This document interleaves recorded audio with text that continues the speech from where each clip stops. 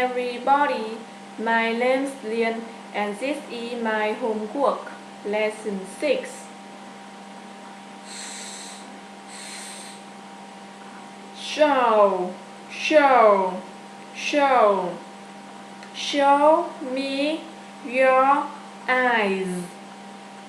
Share, share. Let's share together. Shout, shout. Don't shout at me, please. For sure, for sure. I love you more than anyone, for sure.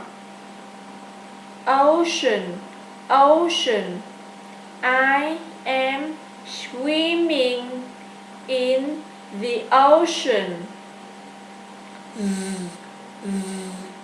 Usually, usually.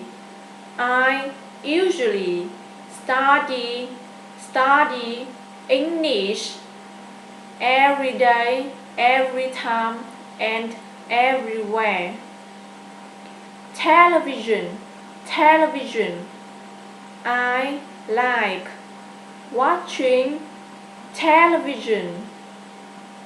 Vision, vision. What is your vision? What is your vision? Massage, massage. Give me a massage.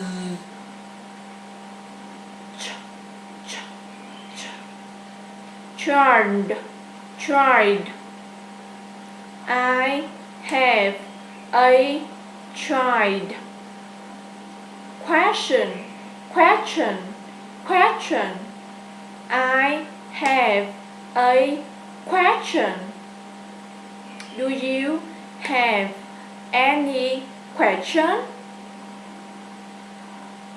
Chicken, chicken. I like eating chicken. Do you like eating chicken? Reach, reach.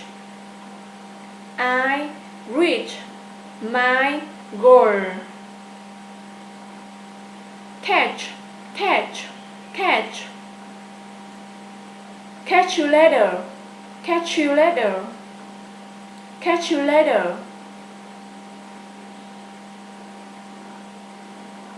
Je, je, je.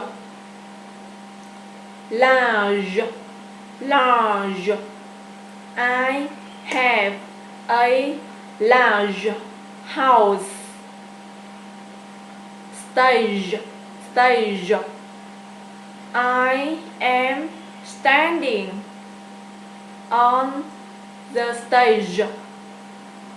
Jump, jump, jump. Jump up, jump down, jump up, jump down. June, June, June. I was born in June. Joke, joke, joke. Just a joke, just a joke.